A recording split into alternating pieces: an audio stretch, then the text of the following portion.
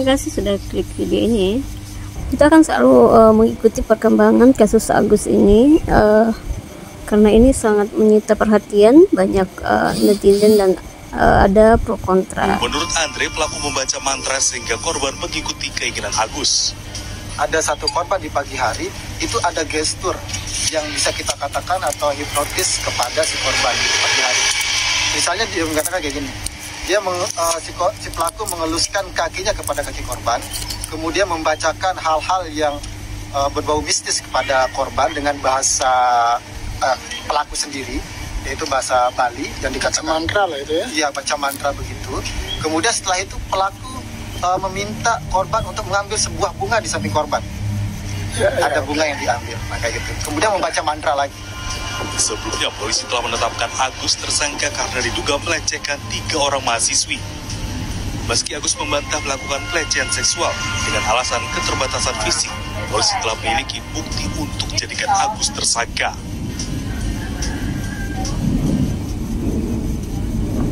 Karena sampai hari ini masih banyak yang bertanya-tanya kok bisa korbannya mau ikut. Yuk kita dengarkan penjelasan seorang dokter psikologi agar kita tahu dampaknya sangat berbahaya seorang yang manipulatif.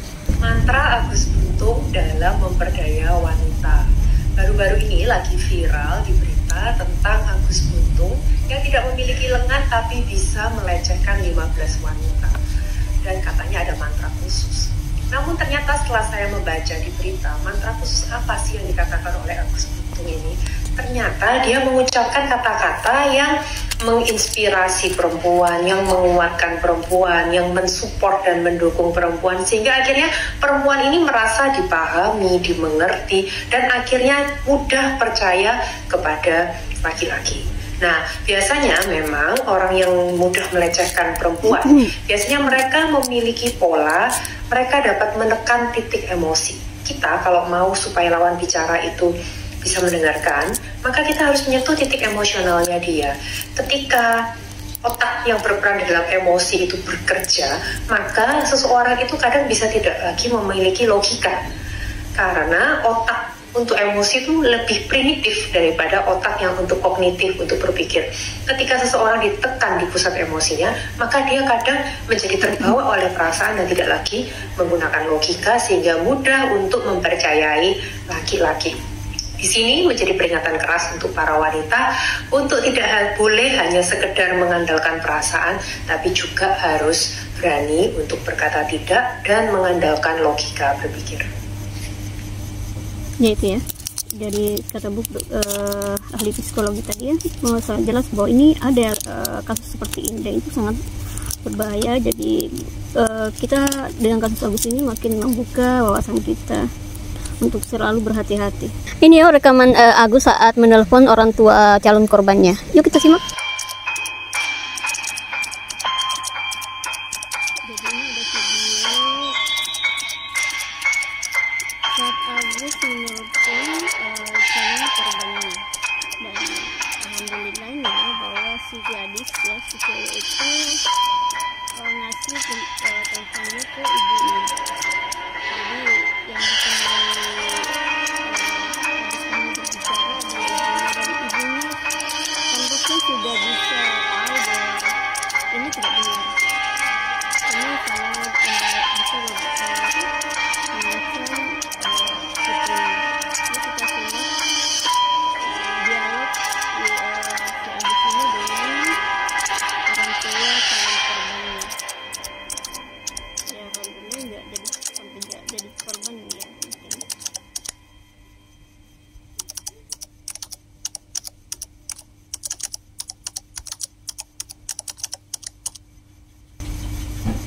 Saya Wayan Agus ini yang kuliah di STA yang viral megang gamelan di Bali sama di Jakarta itu. Kak Agus mau ke sana ini, mau sesuatu sama ibu sama kamunya. Enggak, kenapa ini? Kenapa? Ada apa? Enggak, coba elunya aja masalahnya apa dulu ini, kalau kok bisa ngomong sama saya gitu. Ya bisa yang ke sana nih Ki, izin.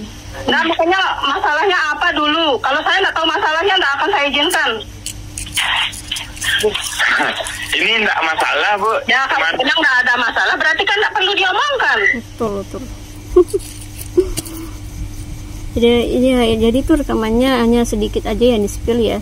Ya walaupun sampai di sini masih banyak yang meragukan, bahkan menuduh korbannya. Kita dengarkan apa kata seorang psikiater tentang kasus Agus ini. Mungkin ada sedikit gambaran buat kita. Yuk. Kalian tahu nggak sih yang kasus seorang difabel yang tunadaksa ya, tidak punya kedua lengan, yang diduga merupakan pelaku pelecehan seksual.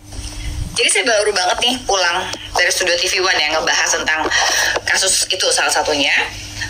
Dan mungkin banyak yang bertanya-tanya ya, kok bisa sih? Memang kasusnya masih dalam pengembangan penyelidikan, tapi tadi sih saya lihat di beritanya di TV One, yang melapor sebagai korban itu sudah ada kurang lebih 13 orang lah diduga ya. 13 orang kayaknya yang udah mulai speak up, tapi kayaknya yang baru resmi kayak membuat laporan baru berapa orang tuh, saya lupa deh ya datanya ya. Tapi artinya nggak cuma satu, bukan cuma satu nih korbannya, ada beberapa gitu ya. Dan ternyata keterangan dari ada seorang pemilik kayak losmen gitu, homestay, bahwa si terduga pelaku ini dia sering gitu ke sana. Dan kalau cerita dari korban sih kayaknya ada manipulasi psikologis. Jadi prinsipnya teman-teman, manipulasi itu adalah suatu tindakan yang dilakukan bertujuan, jadi dengan sengaja untuk mempengaruhi atau mengendalikan korban. Dan manipulasi ini nih bisa menggunakan berbagai teknik gitu ya, termasuk dengan rayuan, dipuji, atau dengan intimidasi ya, dengan ancaman gitu. Itu bisa merupakan teknik-teknik manipulasi psikologis.